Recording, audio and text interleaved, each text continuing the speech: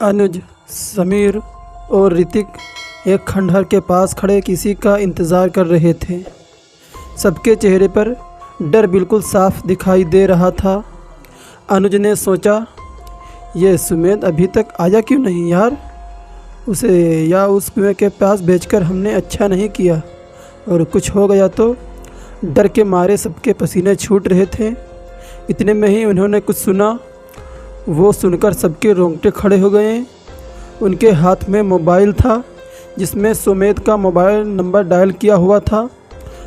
अनुज ने सुमेध को फ़ोन करके पूछा, हेलो सुमेध, तू ठीक है ना?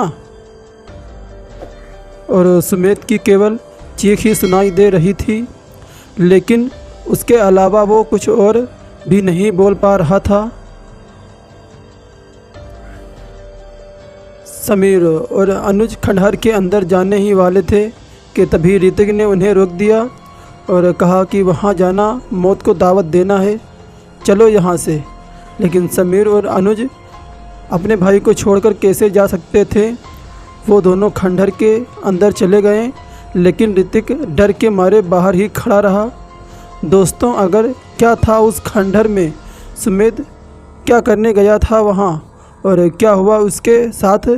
क्या अनुज और समीर उसे बचा पाएंगे? जानने के लिए सुनने ये कहानी। तो दोस्तों, ये घटना है आंध्र प्रदेश की, जहाँ एक छोटे से गांव में ऋतिक, समीर और अनुज सुमेध छुट्टियां मनाने के लिए आए हुए थे। चारों कज़न थे जो गांव में अपने नाना नानी के घर अपने पूरे परिवार के साथ आए हुए थे। उनकी उम्र 19 से 20 साल की थी। गांव में आने के बाद उनको उस गांव के बारे में एक ऐसी बात मालूम पड़ी जिसे जानकर वो चौंक से गए।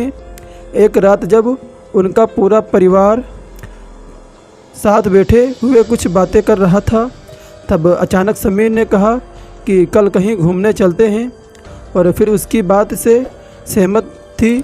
और तब अनुज ने आइडिया दिया, यार यहाँ मैंने पास में एक खंडहर देखा था, वहाँ जाएंगे तो मज़ा आएगा। काफ़ी पुराना लग रहा था। वो बात सुनते ही उसके नाना भड़क गए और उन्होंने कहा कि उन्हें वहाँ कोई नहीं जाएगा, कोई ज़रूरत नहीं है। अगर कोई वहाँ गया तो अच्छा नहीं होगा, और कोई ज़रूरत नहीं है वहाँ जाने की। कोई भी नहीं जाएगा वहाँ, बता रहा हूँ मैं, वरना अच्छा नहीं होगा।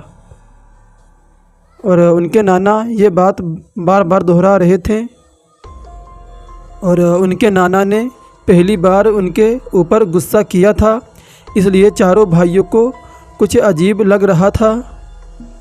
सुमेध ने कहा, लेकिन क्यों नाना जी, ऐसा क्या है वहाँ? क्यों नहीं जा सकते हम वहाँ? तो नाना जी ने कहा, मैंने कहा ना, कोई ज़रूरत नहीं है वहाँ जाने की, और इसके बारे में बात भी नहीं करना यहाँ। और ये कहकर नाना अपने कमरे में चले गए, और चारों भाई अपनी नानी की ओर देखने लगे। और उनकी नानी ने कहा, तुम्हारे नाना सही कह रहे हैं, वहाँ जाना मौत को दावत देना जैसा है बच्चों, वहाँ जाने की भूल कभी मत करना। और फिर चारों भाई सोच में पड़ गए कि आखिर वहाँ ऐसा क्या है, और अब वो सब लोग इसके बारे में जाने बिना चैन से बैठने भी नहीं वाले थे। अगले दिन चारों भाई गांव के चाबू में बैठे हुए और सोच रहे थे कि उस खंडहर के बारे में किससे बात करें। तभी उनकी नज़र एक बूढ़ी औरत पर गई। वो बूढ़ी औरत थी जिनके घर पर अक्सर चारों भाई खेलने जाया करते थे। वहाँ चारों ओर उस बूढ़ी औरत के पास गए, और अनुज ने कहा, अरे काकी, पहचाना हमें? और फिर उस बूढ़ी औरत ने अनुज की ओर देखा वो काफ़ी बूढ़ी हो चुकी थी, इसलिए उसे ठीक से दिखाई नहीं दे रहा था। तो उसने कहा, अरे पास आओ बेटा, तब तो पहचानो। और फिर अनुज उनके पास गया और उस बूढ़ी औरत ने कहा कि उसने उसे पहले कभी नहीं देखा। अनुज ने कहा, हम चारों भाई आपके घर पर खेलने आया करते थे, याद करो। और फिर बूढ़ी औरत ने चारों के चेहरे देखे, पर अचानक उसकी नज़र ऋतिक के चेहरे पर जाकर अटक गई, जिसे देखकर अचानक उसके चेहरे का रंग सा उड़ गया और वो बोलने लगी, जुगनू, तू वापस आ गया, ये कैसे हो सकता है? और फिर अनुज और बाकी सब कंफ्यूज हो गए।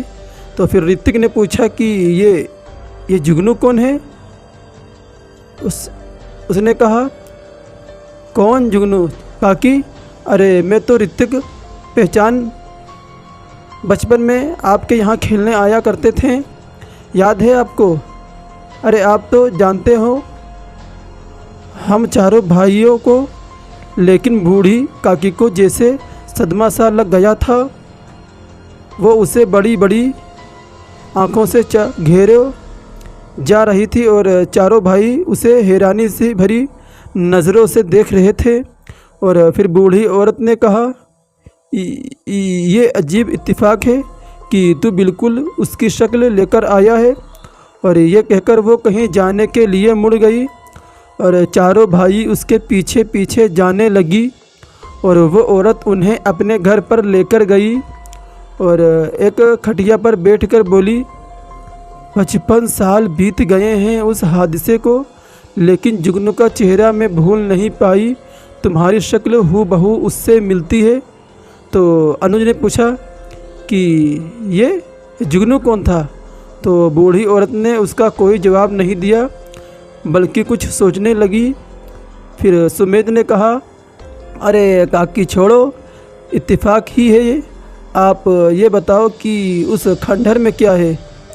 और फिर खंडहर की बात सुनते ही बूढ़ी औरत के रोंगटे खड़े हो गए और वो डर भरी नज़रों से चारों को देखने लगी। उसने थोड़ी ऊंची आवाज़ में कहा, उसके बारे में बात मत करो, वहाँ जाना नहीं, खासकर तुम। ऋतिक की ओर इशारा करते हुए बूढ़ी औरत ने कहा। ऋतिक थोड़ा परेशान सा हो गया। चारों भाई बेसब्री से जानना चाहते थे कि उन्हें खंडहर के बारे में कोई बता क्यों नहीं रहा है और जाने से मना क्यों किया जा रहा है। तभी अनुज के दिमाग में एक बात आई और उसने कहा, ठीक है, मत बताओ आप भी, हम खुद ही जाकर देख लेंगे कि वहाँ कौन सा भूत है जो हमें खा जाएगा। और फिर ये कहकर वो चारों वहाँ से निकलने वाले ही थे कि तभी बूढ़ी काकी ने उन्हें रोकते हुए कहा, मोहिनी है वहाँ। और फिर मोहिनी का नाम सुनते ही चारों भाइयों के जैसे पैर थम गए और उन्होंने पूछा कि वो कौन है। तो बूढ़ी औरत ने कहा कि वो उन्हें उसके बारे में सब कुछ बताएगी, लेकिन उन्हें वादा करना होगा कि वो लोग कभी भी उस खंडहर में कदम नहीं रखेंगे। और फिर चारों भाइयों ने एक दूसरे की तरफ देखा और उन्होंने वादा कर लिया कि वो खंडहर में नहीं जाएंगे। और फिर चारों उसके पास बैठ गए और फिर बूढ़ी औरत ने वो कहानी बताई, जिसे जानने के बाद चारों के पैरों के तले ज़मीन खिसक गई। तो ये बात है 55 साल पहले की। गांव के सरपंच की बेटी मोहिनी शहर से पढ़कर गांव वापस आई थी। उसकी सुंदरता ऐसी थी कि गांव का हर नौजवान उसके प्यार में पागल हो चुका था। लेकिन मोहिनी पागल थी तो सिर्फ जुगनू के प्यार में, जो गांव के छोटे से किसान का बेटा था। जुगनू और मोहिनी की मुलाकात गांव के बाहर खेतों में हुई थी। जब जुगनू खेतों में काम कर रहा था और मोहिनी घूमने गई हुई थी, तब से वो रोज़ मिलने लगे और देखते ही देखते दोनों को एक दूसरे से प्यार सा हो गया। दोनों बहुत खुश थे एक साथ। लेकिन मोहिनी बेचारी इस बात से अनजान थी कि जुगनू सिर्फ सरपंच के रुतबे के लिए उससे प्यार करने का नाटक कर रहा था।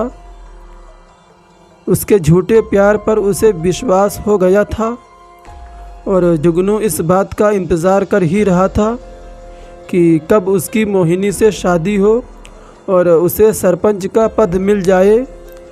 लेकिन एक दिन सरपंच के कुछ लोगों ने मोहिनी और जुगनू को मिलते हुए देख ही लिया और ये बात सरपंच को पता चल गई। और फिर जिसके बाद सरपंच ने मोहिनी को धमकाया कि अगर वो जुगनू से मिली तो वो जुगनू की जान ले लेगा। और फिर किसी तरह से अपने पिता से छुपते छुपाते मोहिनी जुगनू से मिलने पहुंची और उसने उसे सारी बात बताई, जिसे जानकर जुगनू डर गया। लेकिन उसने सोचा कि अगर वो मोहिनी से शादी कर लेगा तो सरपंच अपनी बेटी का सुहाग कभी नहीं उजाड़ेगा। और फिर ये सोचकर जुगनू ने तुरंत मोहिनी से शादी कर ली। और शादी करने के बाद दोनों सरपंच के सामने गए। लेकिन सरपंच का गुस्सा सातवें आसमान पर था। लेकिन बेटी के प्यार से ज़्यादा उसे अपनी इज्जत प्यारी थी। उसने कहा, अच्छे से जानता हूँ तुझे कि तूने सरपंच के पद को पाने के लिए मेरी बेटी मोहिनी को फंसाया है, लेकिन मैं ऐसा कभी भी होने नहीं दूंगा। क्या तुझे लगता है कि अब मैं कुछ भी नहीं कर सकता? अरे जा, तुझे क्या, आज के बाद मैं इस लड़की को भी अपना नहीं मानता। ले जा इसे और रख अपने साथ। जब गरीबी में ये जाएगी तो इसे एहसास होगा कि क्या छोड़कर तेरे पास चली गई है। ये सुनकर जुगनू को बहुत बड़ा झटका लगा। अब उसका दांव उल्टा पड़ चुका था और फिर उसने सोचा ही नहीं था कि सरपंच ऐसा भी कर सकता है। और मोहिनी और जुगनू को वहाँ से जाना ही पड़ा। जुगनू गुस्से में ही मोहिनी को लेकर अपने घर पर गया। 2-3 दिन में मोहिनी ने देखा कि जुगनू का बर्ताव पूरा बदल सा गया था। वो गुस्सा करता था और उस पर हाथ भी उठाता था और ये सब मोहिनी के लिए बहुत बड़ा झटका था। फिर एक रात जुगनू शराब पीकर आया और उसे किसी बात पर बहुत गुस्सा आया, जिसके बाद उसने मोहिनी को बहुत मारा। मोहिनी के सर पर चोट लग गई थी और वह बेहोश हो गई थी। जुगनू को सरपंच पर बहुत गुस्सा आ रहा था, इसलिए उसने बदला लेने के लिए मोहिनी को मारने का प्लान बना लिया।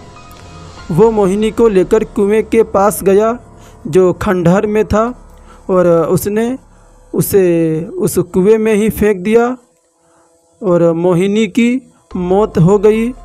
और अगले ही दिन ये बात पूरे गांव में फैल गई और सरपंच उस दिन फूट फूट कर रोया। वो जानता था कि यह काम जुगनू का ही है, इसलिए वो अपने कुछ आदमियों को लेकर उसके घर पर गया। लेकिन जुगनू घर पर नहीं था। फिर पूरे गांव में उसने ढूंढा, लेकिन जुगनू ना जाने डर के मारे कहाँ भाग गया था। जुगनू के बदले उसके पिता को पकड़ लिया गया ताकि उससे जुगनू का पता मिल जाए। लेकिन उसके पिता ने कहा कि वो कुछ हफ्ते से गांव में था नहीं और उसे जुगनू के बारे में कुछ भी नहीं पता। काफ़ी दिनों तक जुगनू को ढूंढा गया, लेकिन उसे तो जैसे धरती निकल गई या उसका कभी पता नहीं चला कि जुगनू कहाँ चला गया। और फिर धीरे धीरे सब इस बात को भूलने लगे। लेकिन मोहिनी जुगनू की बेवफाई को नहीं भूल सकी। और फिर उसके बाद इस गांव में मौत का नाच शुरू हुआ। फिर एक रात गांव के कुछ लोग खंडहर के पास गुजर रहे थे कि तभी उनमें से एक आदमी ने कहा, अरे सुनो, यहाँ से यहाँ कुएं से पानी निकाल कर थोड़ा हाथ मुंह धो लेते हैं और काफ़ी गर्मी हो रही है। और फिर सबने कहा ठीक है धो लो। और फिर वो सब लोग खंडहर के अंदर वाले कुएं के पास पहुंच गए और कुएं में एक रस्सी एक बाल्टी बांधकर लटकाई गई थी। एक आदमी ने उस बाल्टी के ज़रिए कुएं से पानी निकाला और उससे हाथ मुंह धोने लगे, लेकिन अचानक उस बाल्टी का पानी लाल हो गया और खून बन सा गया। सब लोग अपने हाथों को लाल खून से रंग देखकर चौंक से गए। सबकी हालत बहुत ख़राब हो गई थी। इससे पहले कि वो कुछ सोच पाते उन्हें एक आवाज़ सुनाई दी। वो आवाज़ सुनकर सबके दिल की धड़कन तेज़ हो गई। सब इधर उधर देखने लगे, लेकिन उस खंडहर में कोई नज़र नहीं आया। वो जगह बिल्कुल सुनसान लग रही थी। तो एक आदमी ने कहा कौन है यहाँ? लेकिन उसके पूछते ही रोने की आवाज़ तेज़ हो गई और ऐसा लगा जैसे वो आवाज़ कुएं के अंदर से आ रही हो। उन लोगों ने कुएं में झांक कर देखा, लेकिन वहाँ कुछ भी नहीं था। ये सुनकर वो सब डर के मारे थरथरा रहे थे, इसलिए सब लोग वहाँ से भागे। लेकिन इससे पहले ही वो खंडहर से निकल पाते, उन्होंने पानी में कुछ गिरने की आवाज़ सुनी। उन लोगों ने पीछे मुड़कर देखा, पर पीछे कुछ भी नहीं था। उनकी वापस कुएं के पास जाने की हिम्मत भी नहीं हुई, बस रोने की आवाज़ आ रही थी। वो लोग समझ गए कि उस जगह पर ज़रूर कुछ तो है। तो एक आदमी ने कहा चलो चलो यहाँ से, चलो यहाँ से, कुछ तो यहाँ है। और फिर वो सब लोग खंडहर से तुरंत बाहर निकले। लेकिन जब वो लोग भाग रहे थे तब उनमें से एक को ऐसा लगा जैसे कोई उसके पीछे आ रहा है। तभी उसे किसी ने आवाज़ दी, रुक जाओ, रुक जाओ, मत जाओ, मेरी मदद करो। और वह सुनकर वो आदमी रुक गया और उसने पीछे देखा, लेकिन पीछे कोई नहीं था। और जब वो आगे मुड़ा तो आगे भी कोई नहीं था, मतलब उसके साथ के सब लोग वहाँ से भाग चुके थे। वो डर के मारे कांपने लगा। तभी उसके कंधे पर किसी ने हाथ रखा और खौफ के मारे उसके पसीने छूट गए। वो हांफने लगा और कांपते हुए पीछे मुड़ा। जैसे ही वो पीछे मुड़ा, उसकी आंखें फटी की फटी ही रह गईं। उसकी आंखें डर बयान कर रही थी, मानो उसने ऐसा कुछ देख लिया था जिसकी कल्पना भी उसने कभी नहीं की थी। उसके मुंह से केवल एक ही शब्द निकला, मोहिनी। उसके सामने मोहिनी खड़ी हुई थी, जिसका पूरा चेहरा बिल्कुल छिला हुआ था। सर पर चोट लगी हुई थी, लेकिन खून पूरी तरीके से सूख चुका था।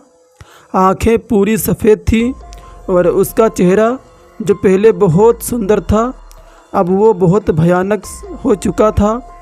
उस आदमी की हालत बहुत ही ज़्यादा ख़राब हो चुकी थी। उसने कहा, मुझे जाने दो, मुझे जाने दो, मैंने कुछ भी तो नहीं किया है। और मोहिनी ने कहा, डरो मत, बस मेरी आँखों में देखो। और वो आदमी उसकी आँखों में देखने लगा और अचानक उस आदमी का डर गायब होने लगा और वो उसे ऐसे देखने लगा जैसे उसके बस में हो गया हो। उसके चेहरे का पूरा भाव ख़त्म हो चुका था। वहीं दूसरी ओर उसके जो साथी भाग रहे थे, उन्होंने देखा कि उनका एक साथी उनके साथ नहीं है। वो लोग उसके लिए डर गए और वापस उसे लेने के लिए खंडहर के सामने आकर रुक गए, पर वो आदमी कहीं दिखा ही नहीं। उन्होंने उसे पुकारा भी, लेकिन उसका कोई जवाब नहीं मिला। फिर उन्होंने सोचा कि कहीं वो खंडहर के अंदर ही नहीं रह गया। उन्हें समझ नहीं आया कि अब वो क्या करें। उन्हें वापस खंडहर में जाने से बहुत डर लग रहा था और उन्हें अपनी जान भी प्यारी थी। इसलिए उन्होंने उसे वहीं छोड़ने का फ़ैसला किया। लेकिन इससे पहले कि वो वापस जाते, उन्हें एक आवाज़ आई, बचाओ बचाओ। वो दर्दनाक चीख सुनकर सभी का दिल दहल गया। अब वो लोग उसे छोड़ नहीं सकते थे, इसलिए सारे लोग खंडहर में चले गए।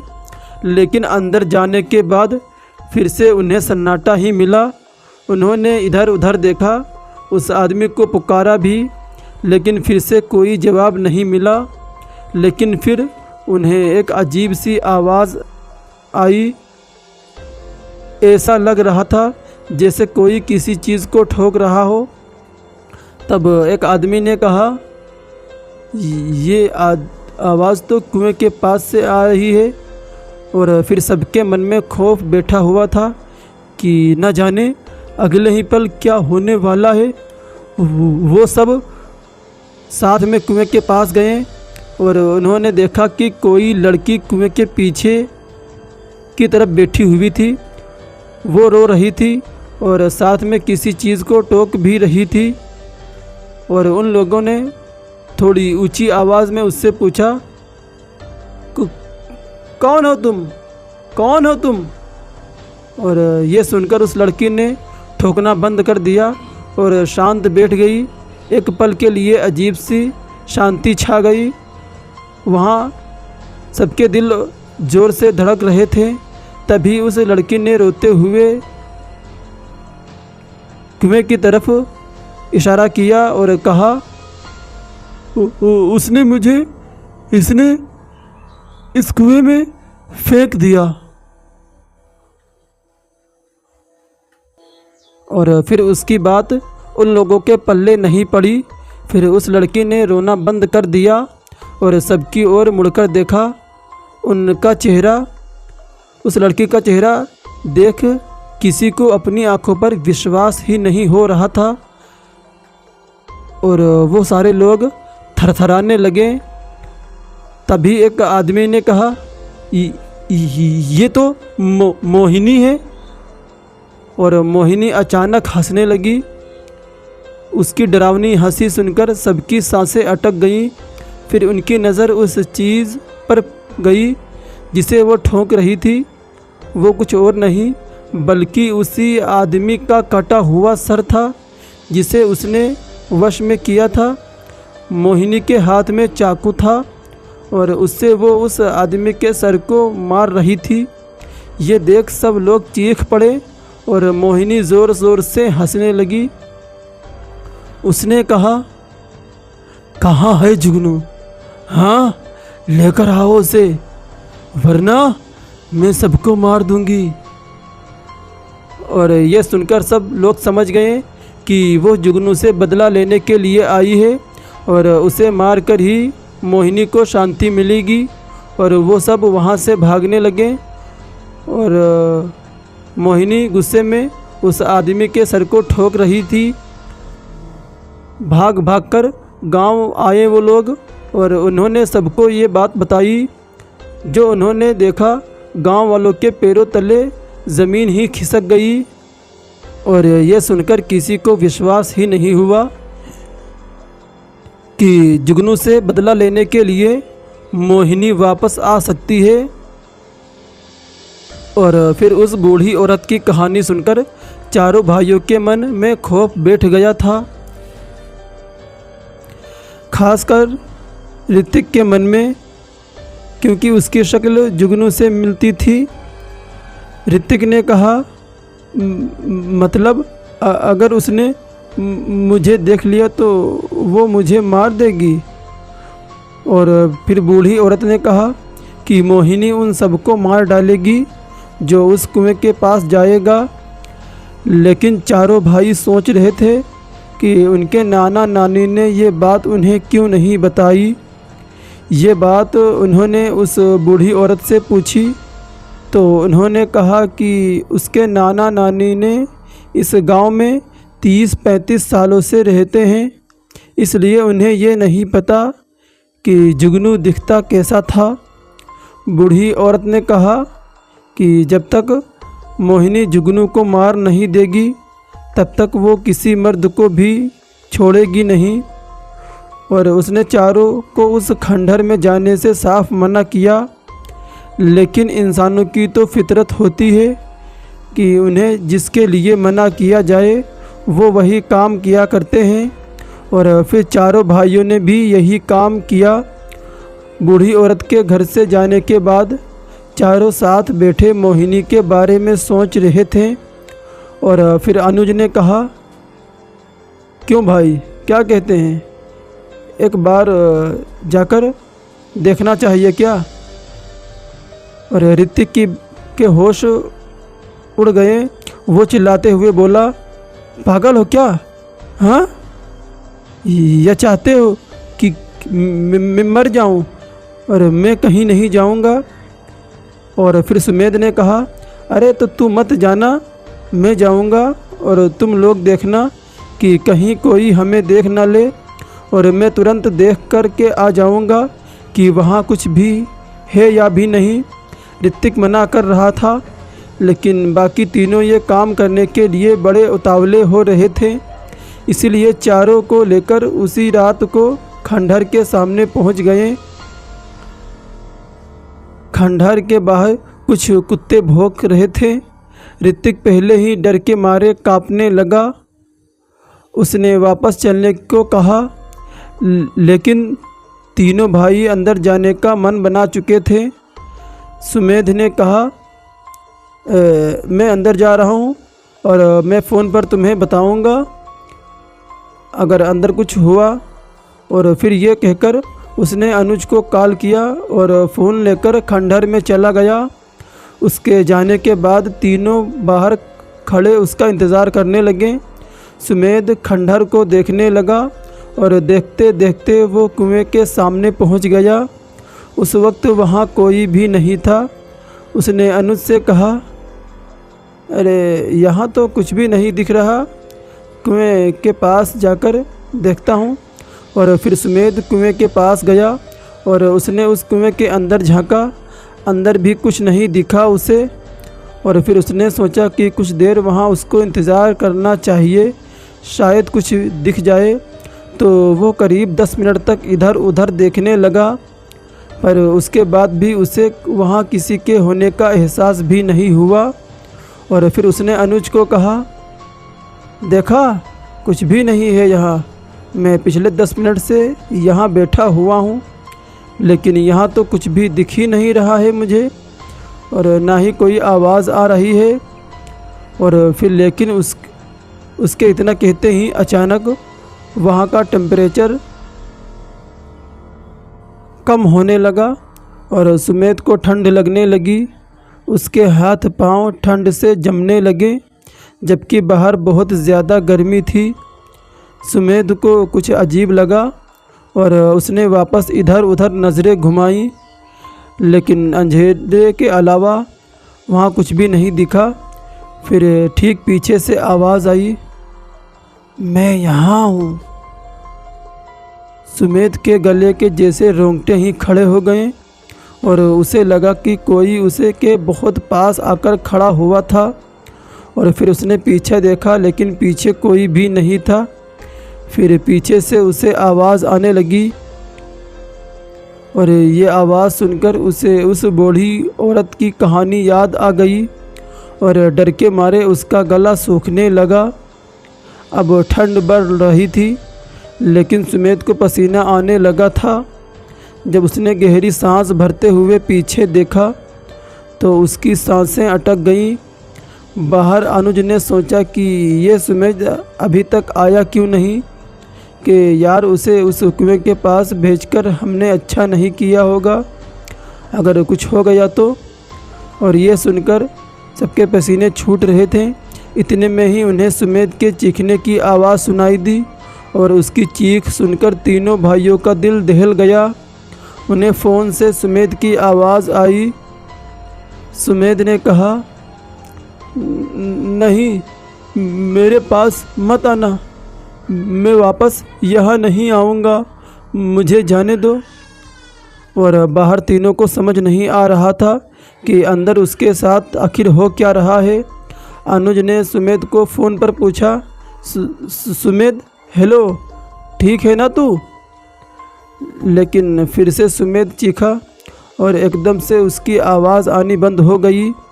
समीर और अनुज खंडहर के अंदर जाने ही वाले थे कि तभी ऋतिक ने उन्हें रोक दिया और कहा कि वहाँ जाना मतलब मौत को दावत देना है, चलो यहाँ से। लेकिन समीर और अनुज अपने भाई को आखिर छोड़कर कैसे जा सकते थे। वो दोनों खंडहर के अंदर चले गए, लेकिन ऋतिक डर के मारे बाहर ही खड़ा रहा। जब अनुज और समीर अंदर कुएं के पास पहुँचे तो उन्होंने देखा कि सुमेध वहाँ था ही नहीं।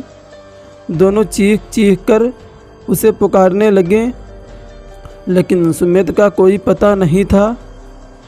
फिर एकदम दोनों की नज़र कुएं की तरफ नज़र गई, जिसकी दीवारों पर उन्हें 2 हाथ नज़र आए और वो हाथ उन खून से सने हुए थे और ऐसा लग रहा था जैसे कुएं में कोई गिर गया हो और ऊपर आने की कोशिश कर रहा हो। और उन्हें लगा कि वो सुमेध ही है और इसलिए दोनों तुरंत भागते हुए उस कुएं के पास गए और बिना देखे ही कि वो हाथ किसके थे उन्होंने एक एक हाथ पकड़ लिया। फिर जब उन्होंने कुएं में देखा तो उनके पैरों तले ज़मीन ही खिसक गई। वो हाथ तो सुमेध के ही थे, लेकिन दोनों हाथ कटे हुए थे, यानी सुमेध के हाथ के अलावा बाकी का शरीर था ही नहीं, मानो उसके दोनों हाथों को शरीर से उखाड़ दिया गया हो और फिर दोनों हाथों को कुएं में लटका दिया गया हो। उन दोनों ने झटके से हाथ छुड़ाए और वो कटे हुए हाथ भी कुएं में गिर गए। अब दोनों के पसीने छूट गए थे और आंख भर आई थी। बाहर ऋतिक खड़ा हुआ था, डर के मारे कांप रहा था। उसे अकेले डर लग रहा था, इसलिए वो भी खंडहर के अंदर चला गया। अंदर जाकर उसने देखा कि उसके तीनों भाई वहाँ थे ही नहीं। ऋतिक ने कांपते हुए आवाज़ दी, समीर, अनुज, सुमेध, कहाँ गए तुम लोग? देखो, बाहर आओ, मुझे डर लग रहा है। ऋतिक इधर उधर घूम के तीनों को ढूंढ रहा था, लेकिन तीनों ही गायब हो चुके थे। वो कुएं के पास पहुंचा और उसके चारों तरफ घूमने लगा, फिर कुएं में झांकने लगा। तभी किसी ने उसके कंधे पर हाथ रखा और ऋतिक चौक के पीछे मुड़ा। पीछे उसके दोस्त नहीं बल्कि एक लड़की खड़ी थी जो बहुत सुंदर थी। ऋतिक उसे देखकर अचानक घबरा गया। उस लड़की ने पूछा, क्या हुआ? डर क्यों रहे हो जुगनू? जुगनू का नाम सुनते ही ऋतिक के चेहरे पर बिल्कुल सफ़ेद सा पड़ गया। उसने कहा, मोहिनी। उसके सामने जो खड़ी थी वो मोहिनी ही थी, लेकिन उसके सामने मोहिनी पहले जैसे सुंदर चेहरे के साथ खड़ी हुई थी। मोहिनी ने उसे गले लगा लिया और कहा, मैं हर रोज़ तुम्हारा इंतज़ार करती थी और तुम इतने बरसों के बाद आ रहे हो। और ये सुनकर ऋतिक बिल्कुल सुन्न पड़ चुका था और उसे कुछ समझ नहीं आ रहा था कि उसे अब क्या करना चाहिए। मोहिनी ने ऋतिक की ओर देखा और उसकी आंखों में देखने लगी। ऋतिक भी उसे देख रहा था और अचानक उन दोनों की आंखें सफ़ेद होने लगी। यह कुछ ऐसा था जैसे मोहिनी ऋतिक को वश में कर रही हो। मोहिनी पीछे की ओर मुड़ी और कुएं की दीवार पर बैठ गई। उसने ऋतिक से कहा, जुगनू, तुमने मुझे मारकर अच्छा नहीं किया। मैं तुमसे प्यार करती थी और तुमने मुझे धोखा दिया ना। लेकिन अब मैं तुम्हें ऐसी मौत मारूंगी कि तुम्हें देखने वालों की रूह कांप जाएगी। और यह सुनकर ऋतिक कुछ बोला ही नहीं। वो बुत की तरह खड़ा हुआ था। मोहिनी के हाथ में चाकू था। उसने ऋतिक की गर्दन पकड़ी और उसकी गर्दन पर चाकू रख दिया। वो अगले ही पल उसकी गर्दन काटने ही वाली थी, लेकिन अचानक अनुज वहां आ गया। बेचारा अनुज पूरी तरह से खून से लथपथ था। उसने कहा, रुक जा, छोड़ दे उसे। वो जुगनू नहीं है, वो जुगनू तो मर चुका है। अनुज के मुंह से खून बह रहा था और उसके पेट में गहरे जख्म थे। वो ठीक से खड़ा भी नहीं हो पा रहा था। मोहिनी ने चिल्लाते हुए कहा, जुगनू है ये चेहरा मैं कभी भी नहीं भूल सकती। इसी की वजह से मेरी जान गई। इसने मुझे धोखा दिया। इसके लिए इतने बरसों से मैं इस कुएं में तड़प रही हूँ। नहीं छोड़ूंगी मैं इसे।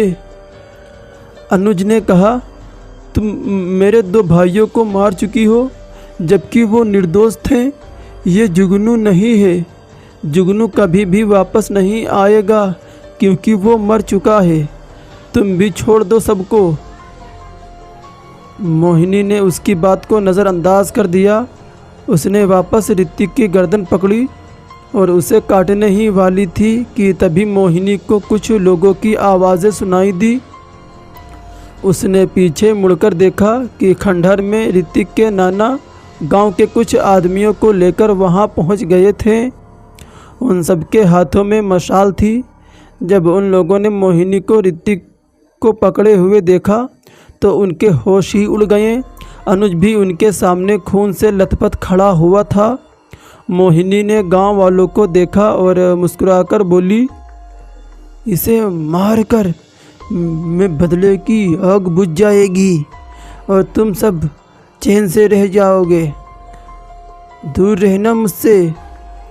और मोहिनी ने ऋतिक की गर्दन काटने के लिए चाकू उठाया, लेकिन इससे पहले कि वो उसे मार सकती, गांव वालों में से एक आदमी ने मोहिनी के ऊपर मशाल फेंक दी और आग की लपटों को देखकर मोहिनी ने चाकू छोड़ दिया। सभी गांव वालों ने आग के साथ उस पर हमला कर दिया और डर के मारे मोहिनी तुरंत कुएं में कूद गई। उसके जाने के बाद ऋतिक तुरंत होश में आ गया। उसने आसपास गांव वालों को खड़े हुए देखा। उसने अनुज को बुरी हालत में देखा और उसके रोंगटे खड़े हो गए। उसके नाना ने उसे थप्पड़ मारा और कहा था ना, यहाँ मत आओ। क्यों आए थे? बाकी दोनों कहाँ गए? उन्होंने अनुज की ओर देखते हुए पूछा और उसने और ऋतिक ने अपनी गर्दन झुका ली। उसके नाना समझ गए कि समीर और सुमेध अब इस दुनिया में नहीं रहे। उसके नाना अपना सर पकड़कर बैठ गए और रोने लगे। तभी ऋतिक अनुज की तरफ जाने ही वाला था, लेकिन उसी वक्त मोहिनी वापस कुएं से बाहर निकली और एक ही बार में उसने ऋतिक को उसकी गर्दन पकड़कर कुएं में खींच लिया। ये सब इतनी जल्दी हुआ कि किसी को कुछ करने का मौका ही नहीं मिला। सब अपनी जगह पर सुन्न पड़ गए थे ये देखकर। लेकिन जब सबने कुएं में झांका तो न ऋतिक था और ना ही मोहिनी और ना ही उसकी कोई आवाज़ आई। इस तरह आखिर में मोहिनी ने ऋतिक को जुगनू समझकर उसकी जान ले ही ली। और उसके बाद गांव वालों ने कभी भी मोहिनी को नहीं देखा, लेकिन अनुज पर उन सब चीज़ों को देखकर गहरा असर हुआ। उस रात उसकी हालत बहुत ख़राब थी और पूरे परिवार वाले उसे तीनों भाइयों के मौत के लिए कोस रहे थे। इसके चलते अनुज की भी मानसिक हालत ख़राब हो गई और वो ज़िंदगी भर मेंटली अनस्टेबल रहा। तो दोस्तों, ये कहानी यहीं पर समाप्त होती है। उम्मीद है कि आपको ये कहानी ज़रूर पसंद आएगी। तो प्लीज़ अगर आपने चैनल को सब्सक्राइब नहीं किया है तो कर लेना, दोस्तों के साथ शेयर करो। और अगर आपके पास कोई रियल कहानी है या आप कुछ नए टॉपिक पर कहानियाँ सुनना चाहते हो तो प्लीज़ हमें कमेंट करके ज़रूर बताना। तो चलिए मिलते हैं आपसे अगली वीडियो में। तब तक के लिए टेक केयर, गुड नाइट।